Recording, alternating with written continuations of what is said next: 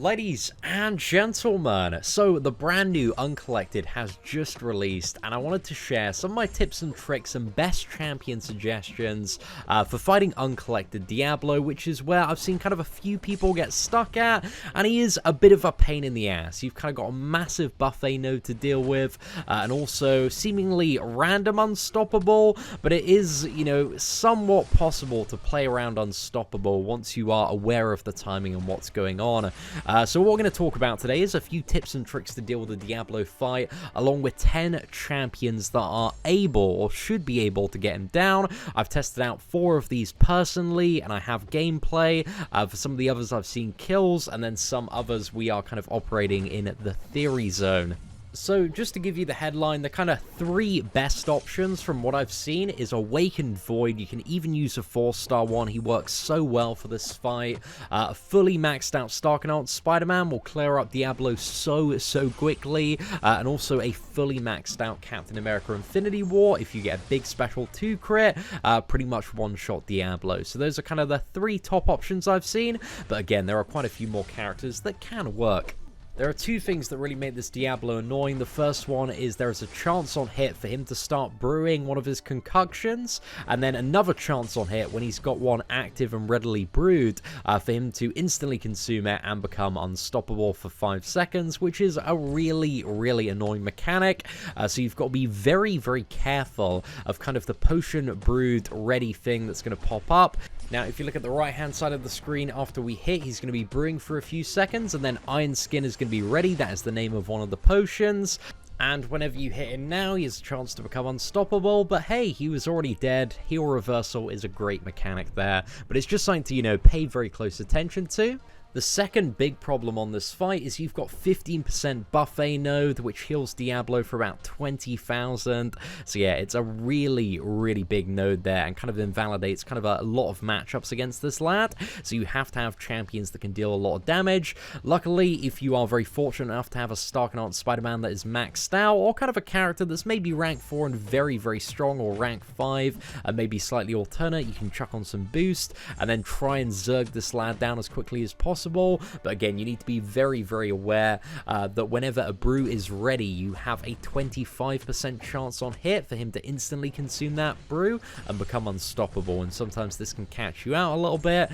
So it's best to play it safe where you can, but you know, that can sometimes be a little bit tricky when it does come to this fight. And also his special one, he's going to drink a brew, but if he drinks a brew that he's already got active on him via the buff, then he's going to poison himself and not gain the unstoppable.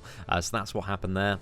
At first, the brews can seem like very confusing and a little bit complicated, but there's not really too much you need to worry about in terms of them.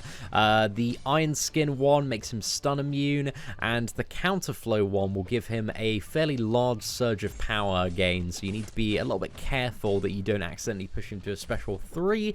If you see the Counterflow brew be consumed and the buff for that pop up, just be very aware that he's going to get power gain. But aside from that, they all kind of follow the rule of don't get hit and you'll be fine.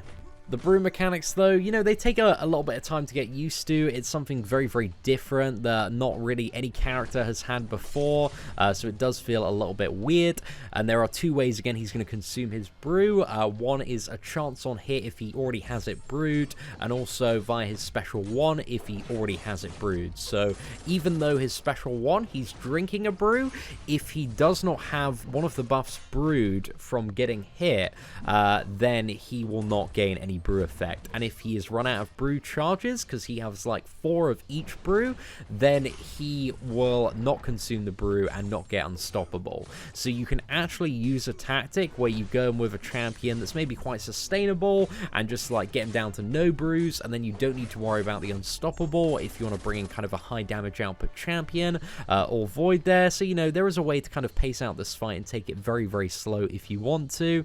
My biggest suggestion for Diablo for a lot of players is definitely get used to this lad, how he works in his animations on earlier difficulties before going into Uncollected, because this guy is very different, he's a little bit new, so it's a good idea to be quite familiar with how he's going to work and his special attacks and timings and, you know, exactly what's going on, because, yeah, he's just a little bit of an odd, little bit of a seemingly complicated champion, but, you know, once you've fought him for a little while, he does become much more straightforward to understand and deal with.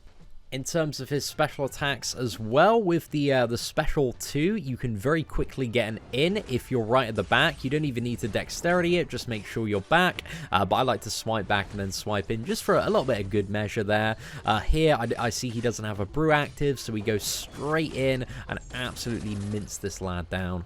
So yeah, as you can see, Blade's an option, he works, but I think Void is a lot more reliable, because I had a try with Blade where I just couldn't get him down in like 175 hits or so, man. It was taking ages, he just kept on regenerating up so much, we were having terrible luck, but you want to make sure you bring either the Ghost Rider or Mephisto synergy, because, you know, he's either a villain or a mystic character, well, both of them, so it kind of comes under both synergies, but make sure you've got at least one of those if you want to bring in Blade. Now, for this next matchup, I use my rank 4 Captain America Infinity War, and you're going to see here we get so close to a kill, but unfortunately, because of the insane regeneration, and also the fact that this lad has Limber as well, we don't quite manage to get it. So that's why I say kind of fully maxed out Captain America if you do want to bring him. You know, it's definitely possible with a rank 4, but I had, you know, a little bit of trouble here, and I think it does rely on some of the crits, just because you don't have too many opportunities to get some good heavy attacks in. But, you know, if you're a pro Captain America Infinity War player, please do let me know some of the timings or elite strategy that you've been using to get Diablo down. Because, yeah, I've got a few tips and tricks here, but not really too much. Just kind of blocking at the start, getting a lot of those kinetic charges activated, and trying to get very, very lucky when it comes to the SB2s. Here, we don't charge straight in because we don't have the kinetically charged, but one of the best things about Captain America Infinity War in this matchup is just the fact that he can blitz through that unstoppable and not worry about it at all. And, you know, with that in mind as well, the Thing, the brand new character I believe that should be coming out tomorrow as well, is going to have an ability that allows him to, I think, stagger unstoppable, so that might be quite useful when it comes to Diablo, but I'm not too sure. You know, it's a bit too early to say whether or not he's going to be a viable champion for this fight, but, you know, it might be something to bear in mind here. So you can see we've almost got Diablo down, and I just cannot close the gap at this point, and I'm pretty much out of parries, so yeah, it's a bit of an annoying time. I'm just trying to bait out a special 2 here. In hindsight, I probably should have just tried to go in, bait a heavy attack, and then I could have 5 combos special 2'd, and that might have got him down. So yeah, we are very, very close, but you can see once this fight stops going well, it becomes a little bit difficult. I get a heavy attack in there, and I'm like, oh right, I can counter heavy on the heavy attacks.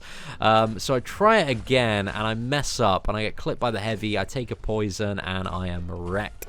So yeah, my try didn't turn out too great, but, you know, it is what it is. Now, to end off this video, I want to give you guys a few more options that should work out quite well for this fight. So, first up, we've got Star-Lord Awakened. Should be really, really good if you can stay alive, just continually ramping up that damage, get the heal block off, get him down. So, providing you don't get hit and take it quite slow, Star-Lord should be a bit of a slugger in this one. We also have Gladiator Hulk.